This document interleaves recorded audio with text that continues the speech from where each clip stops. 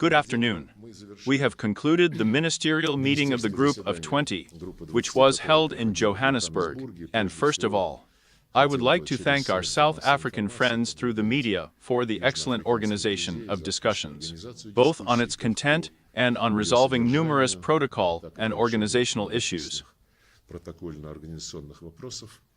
The main topic of the Foreign Ministers' exchange of views was the importance of strengthening the voice of developing countries in global decision-making. Trunk conversation. There is some progress in this direction. Since last year, the African Union has become a full member of the G20, the League of Arab States, and the communities of Latin American and Caribbean countries are interested in obtaining the same status. We welcome and believe that at some stage the Eurasian Economic Union may well claim a similar status, since all these associations demonstrate positive dynamics in terms of contribution to the development of international relations, economic relations.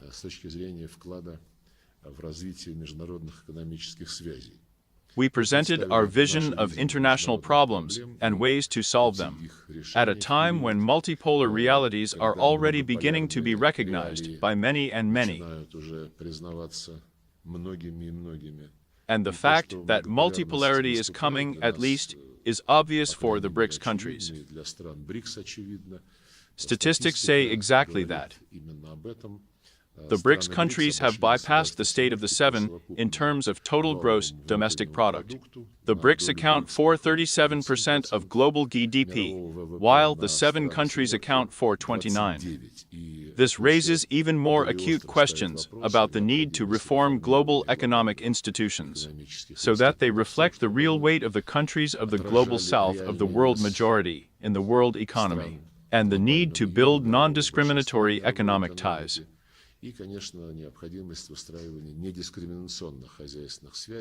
We have been actively discussing this, and Russia is ready to contribute in every way to further progress in this direction. Because there are still a lot of problems. Most of the participants of the meeting in Johannesburg stated that there is an extremely low probability that the unapproved Sustainable Development Goals will be met by the year 2030. It is estimated that only 17% of 100% of these goals have a chance of being implemented.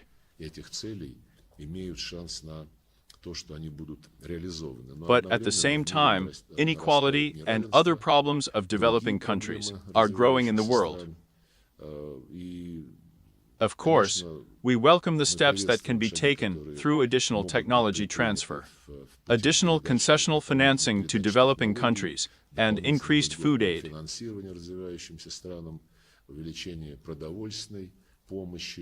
These steps are the most overdue, but they will not be enough to radically change the situation. The global economy is characterized by a disproportionate increase in spending on defense and military needs. According to Western experts, they amounted to $2.4 trillion a year. And, of course, a glaring example is the Zelensky regime, which absorbs or has absorbed at least hundreds and hundreds of billions of dollars of military aid, which, of course, could be spent on vital development assistance programs around the world, primarily in Africa.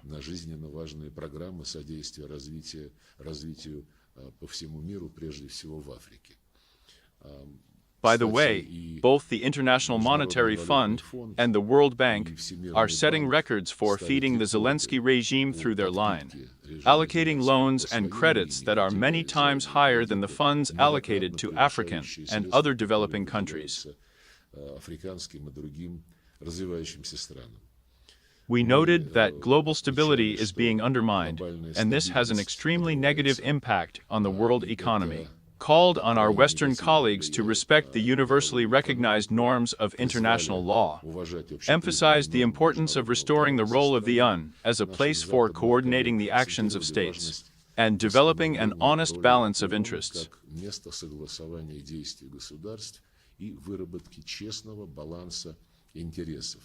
We also noted the stabilizing role for international economic relations of multilateral structures that work on the basis of consensus of participants, including the Shanghai Cooperation Organization, the Eurasian Economic Union, the African Union, the League of Arab States, the CELAC I mentioned. All this creates additional opportunities for solving emerging problems at the regional level. Создает дополнительные возможности для решения возникающих проблем на региональном уровне. And at the global level, of course, everyone's attention is attracted by the role played by BRICS.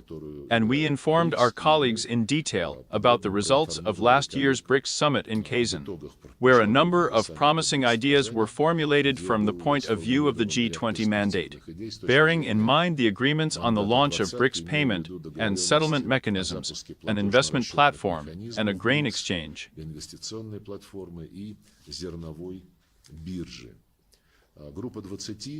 If we are talking about structures that play a certain role in international economic relations in general, it retains the role of a platform for dialogue between old and new centers of power. And we spoke in favor of preserving the economic profile of this association, as it was supposed. It was agreed at the very beginning of its creation in 2000, without politicizing the agenda of the G20, as our Western colleagues have been trying to do in recent years, trying to Ukrainize the agenda.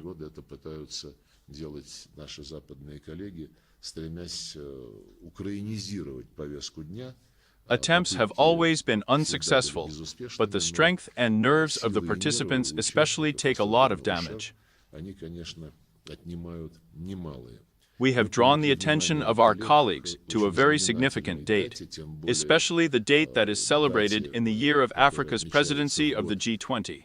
I mean the 65th anniversary of the UN Declaration on the granting of independence to colonial countries and peoples.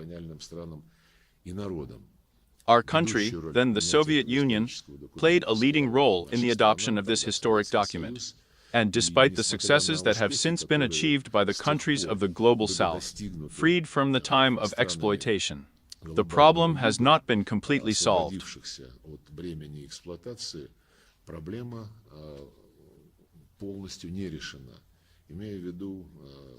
First of all, the fact that there are 17 non-self-governing territories in the world. The colonial one has largely given way to the dependence of the neo-colonial former metropolis. Western multinational corporations have monopolized markets and supply chains and used the advantages they have because of this to pump out natural resources, raw materials from Asia, Africa, and Latin America, and then added the cost is already at their enterprises, extracting maximum profit from the entire process. Добавленную стоимость уже на своих предприятиях, извлекая максимум прибыли из всего процесса. This is not normal in the 21st century, and therefore, we support our partners from the countries of the world majority, who are speaking louder and louder, more insistently, for liberation from neo-colonial practices now.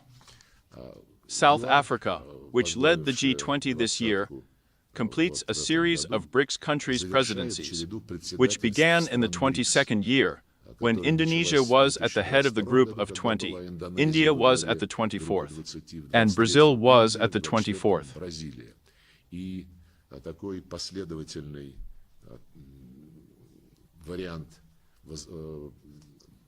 The BRICS stay at the head of the G20 gave a positive result, which made it possible to strengthen the position of the Global South in our forum.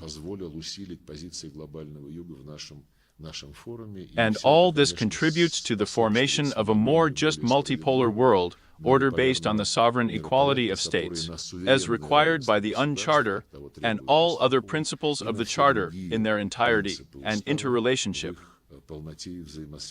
In general, we are pleased with the results of the meeting. The differences, of course, have not disappeared anywhere. But the conversation continues. It is always useful, and I believe that in Johannesburg, we managed to set a positive vector for further interaction in the G20.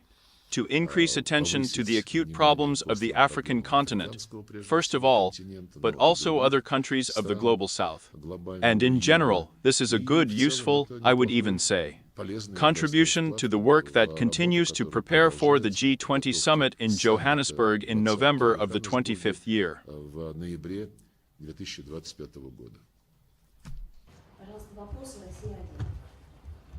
You said that the G20 is primarily economic associations, yet the representatives of the South Asian region, opening their chairmanship, among other things, among the economic challenges, set themselves the goal of achieving consensus on the Ukrainian crisis. That's how, excuse me, as far as it is possible. And such a consensus is taken into account by the participants themselves. Well, you know, I don't know that the Uarovites set such a goal for themselves, but at least I followed closely how they came into their rights. And how our Sherpas worked, they didn't have such a task. They just confirmed to us that I was received by President Ramaphosa yesterday, today. We had a long conversation with the South African Foreign Minister. They confirmed that they fully support the need not to depart from the initially agreed mandate of the 20. Trade, financial and economic, logistics issues, transport. I did not see, and my colleagues, who worked on the preparation of the ministerial meeting, did not see such a trend. Zalotnitsky Sergey Viktorovich. As we know, the ministry of the meeting in Johannesburg was ignored at a high level in the United States. At the same time, prior to this, previous summits and meetings were openly torpedoed. With the West, attempts to impose on the Ukrainian agenda, you mentioned this. How can we neutralize such a destructive influence of the EU, and in this regard, if the future? You know, as you said, the previous meeting was torpedoed by attempts to Ukrainize them with the West. I would say that this is not a completely correct statement. Previous attempts by the West to Ukrainize the agenda of the G20 were torpedoed by the rest of the participants of this association.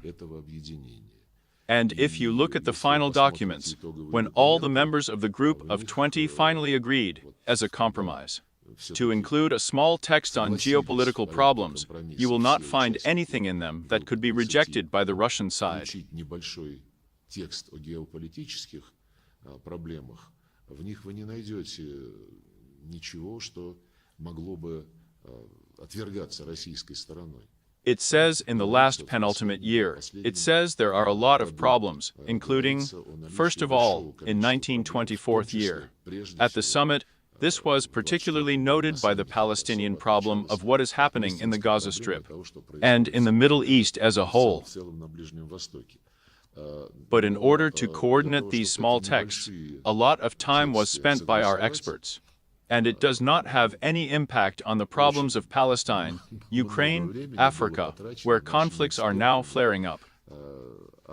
Влияние какого бы то ни было на проблемы Палестины, Украины, Африки, где конфликты опять сейчас разгораются, это не оказывает, потому что appropriate formats are in place for all political crisis situations. But on the other hand, as a positive note, these inserts in the declarations of the leaders of the G20 did not affect the essence of the economic discussions of those that meet the interests of forming a multipolar world, to the agreements that are formulated in these documents.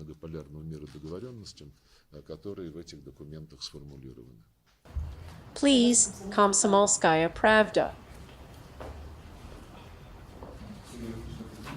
The aggressive world minority is getting smaller every day, but it is no less aggressive.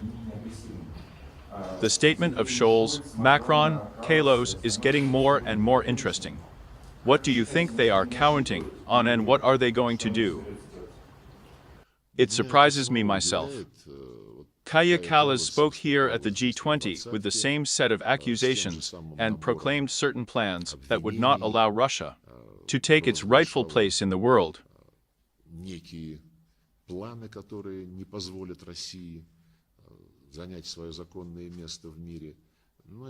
Probably, there is a tragicomic element in this in everything.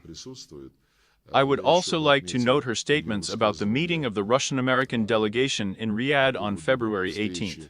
when she said that the television picture of the Russian foreign minister, the US Secretary of State, and the national security advisors of Moscow and Washington created the impression for the whole world that Russia is the winner. Москвы и Вашингтона создала впечатление для всего мира, что Россия победительница. This mentality, it hasn't disappeared anywhere. Since ancient times, when the Soviet Union collapsed, when it was necessary to build new relations with the European part of Eurasia. Or either you are with us or you are against us. 2004 year, when there was still the first coup in Ukraine, which, after all, we believed was not a manifestation of the systemic policy of the West. Не проявлением системной политики Запада, и поэтому These problems persisted and worsened. сохранялись и усугублялись. 2004 year, representatives, in my opinion, of the Belgian foreign minister, when, under pressure from the United States, the Supreme Court of Ukraine did not recognize Yanukovych's victory in the second round, and appointed not provided for in the Constitution, I apologize. It was the Constitutional Court of Ukraine that appointed the third round of voting not provided for by the Constitution, which was manipulated indefinitely, and as a result Yushchenko won. Беспредельно, и в итоге победил Ющенко. Before this third round, the Belgian foreign minister publicly stated, "I urge Ukrainian voters to make the right choice. Either they are with Russia or they are with Europe." And this confrontational attitude has not gone away, but behind it lies the desire not to allow anyone to escape from under the eye, from under the influence of Western countries. How they are still trying to do it in all parts of the world, including in the post-Soviet space. Speaking of those people who are now trying to express an assessment of Western countries, and are trying to prevent a split of Western countries, I cannot but mention the General Senate of RUD, who acts as if he is the president of a very large, powerful power, and not an official, who is obliged to reflect the consensus of all his members. When he is carried around the world according to the capitals of NATO member countries, they demand to prevent a peaceful settlement. That will allow Russia to extract at least some benefits from a special military operation. По столицам стран-членов НАТО требуют не допустить мирного урегулирования, которое позволит России извлечь хоть какие-то выгоды из специальной военной операции. According to our data, he instructs Zelensky, pointing out to him the need to stand on his own, not to show weakness before the start of negotiations, and emphasizes the inadmissibility for Kiev of even hints at the possibility of softening positions, especially, as they say, about territorial concessions. This is a bacchanal, of course. This person, in this case Ryukta, abuses, grossly violates his functional duties. Because we know that not all NATO members take such an outrageous position. Not everyone wants to continue spending money on arming Ukraine. Not everyone wants to subordinate all the work of both NATO and the European Union to the wish list Mr. Zelensky. Подчинять всю работу и НАТО, и Евросоюза хотелкам господина Зеленского. Так что, but the truth will prevail.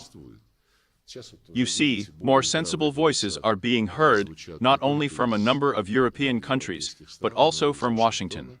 We talked in detail about the results of our negotiations. The President touched on this topic several times.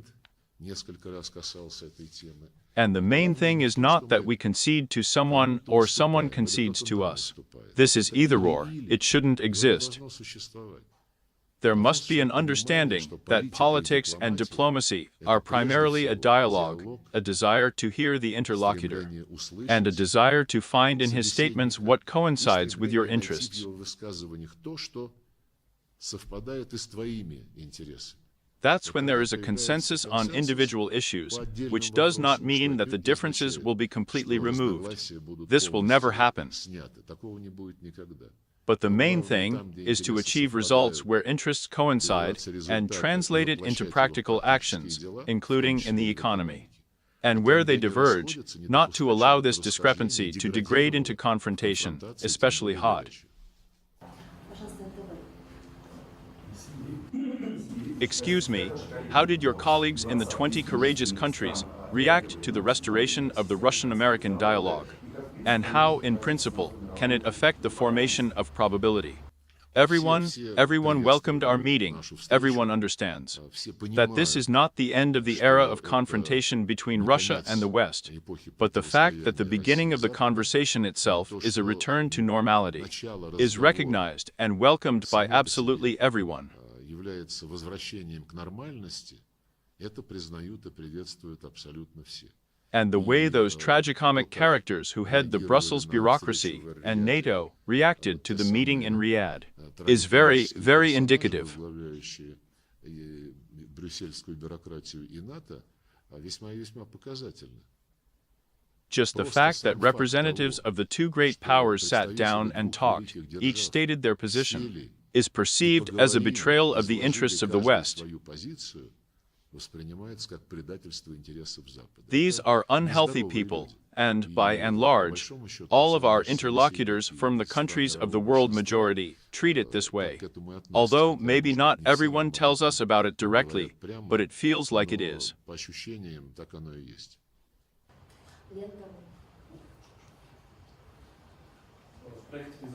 The general with Andriy who on February 24th, under which the United Kingdom, France, Germany, the Baltic states in the ninth mortgage of the states, for Moscow demand an immediate conspiracy to withdraw troops to Ukraine. For the first time, the United States, after a special military operation, did not co-sponsor such a draft resolution on Ukraine.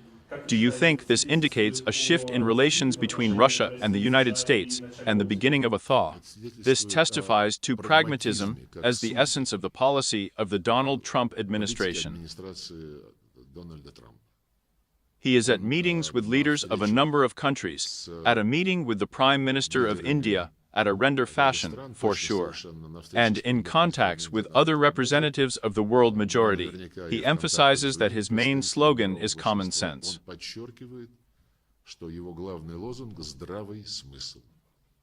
And only in this I see changes in the list of co-authors of this next aimless dead-end resolution, which you have named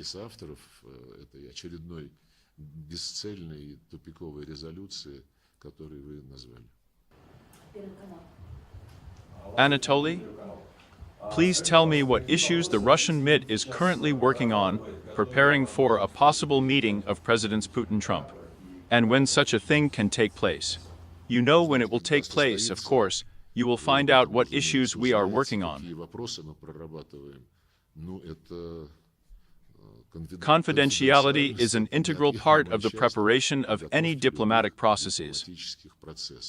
So I am sure that we will inform you in a timely manner, but first of all, of course, the Kremlin's press service will inform you. The final question.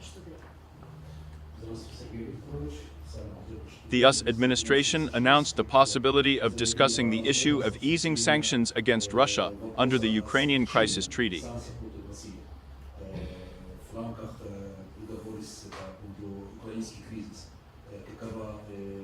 The position of Russia and the sentences of the conclusion.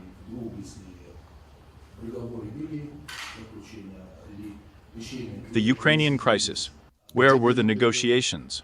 If the solution is crisis, Ukrainian crisis, lifted, sanctions. You know, we do not touch on this topic. We proceed from the fact that this is a gross violation of all the principles that the West itself laid down in the world economy: fair competition and inviolability of property, the presumption of innocence, and, in general, the mechanism of the free market in general.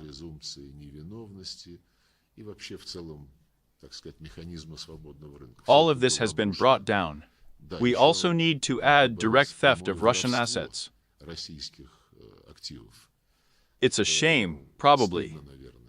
Not just stolen, but also use interest to finance the war against our country by the hands of Ukrainians. Recently, there have been reports that a number of Western companies are ready to return and resume their business in Russia.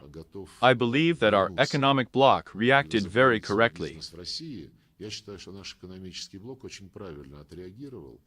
Roughly, the meaning of this reaction is that over the years of this hybrid war, including illegal sanctions, we have done a lot to give a powerful impetus to the development of our own industries, in which until recently, we were seriously dependent on the United States, the European Union, Japan, and so on.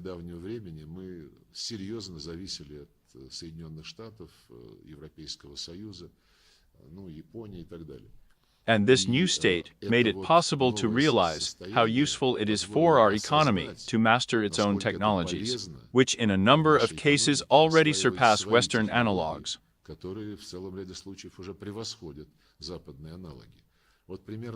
Approximately the same logic should be followed when we are not talking about the return of Western companies to Russia, where they should not be discouraged from doing so, but should be allowed only in those industries that will not create risks for our economy, in case someone suddenly gets off on the wrong foot again.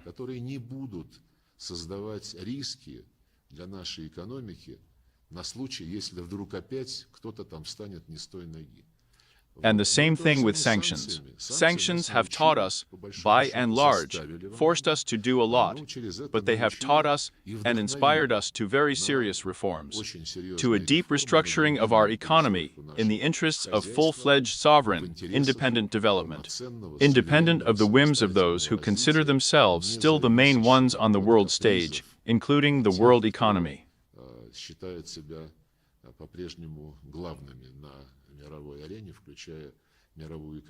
But I will end with what I started with. Multipolarity is gaining the upper hand, and the growth rates of new powerful centers of economic, political, and financial power, of course, indicate that this multipolarity is unstoppable. In this sense, the significance of the Group of 20 remains in order for its Western participants to understand the irreversibility of this process and begin to integrate into it. We are not saying that multipolarity excludes the West. They are also part of our planet, part of the world economy, international life, and the G20 is a good place to exchange opinions if you want explanatory work for the education of our Western colleagues. Спасибо большое.